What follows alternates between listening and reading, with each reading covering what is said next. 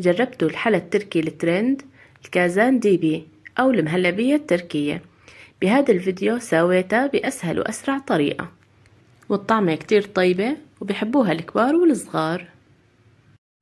ولتجهيز الحلا بحتاج كاستين حليب كبار، ربع كاسة سكر، صفار بيضة، نصف ملعقة فانيليا، ملعقتين نشا كبار، ملعقتين طحين كبار، وملعقة زبدة.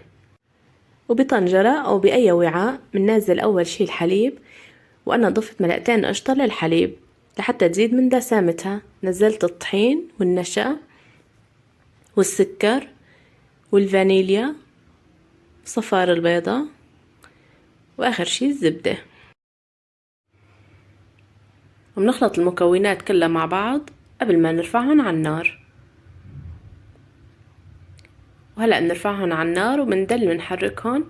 طبعا النار بدها تكون منخفضة. وبس تقل الخليط وصار بهذا الشكل بنطفي النار وبنشيلهم على جنب. هلأ السكر المكرمل، انتوا بتتحكموا بكمية السكر اللي بدكم تضيفوها. انا حطيت 3 معالق كبار سكر بودرة، فيكم تحطوا سكر عادي ما في مشكلة. وبنخلي السكر على نار خفيفة كتير لحتى يتكرمل. وبس صار عنا بهذا الشكل بننزل الخليط فوقه.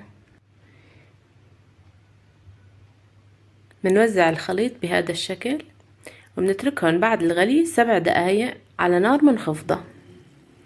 منطفي النار، بنتركهم يبردوا، بنحطهم بالبراد تقريبا من ساعة لساعتين. وهون صاروا جاهزين بعد ساعتين ما طلعتهم من البراد. وحبيت زينها بشوية فستق حلبي، وقطعتها بكل سهولة. واجيت بدي لفها رول ما لفيت معي، والسبب انها كانت سميكة شوي، فنصيحة خلوها شوي رقيقة وقت بدكن تسووها. قطعتها تقطيع وسكبتها بالصحن وزينتها بشوية فستق حلبي، وقلنا بسم الله وبدنا ندوق.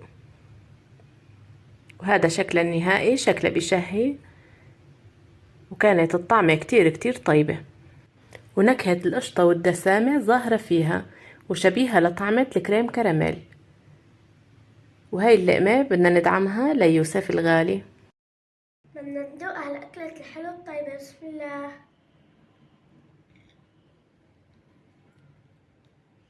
سلام ايديك يا ماما، كتير طيبة.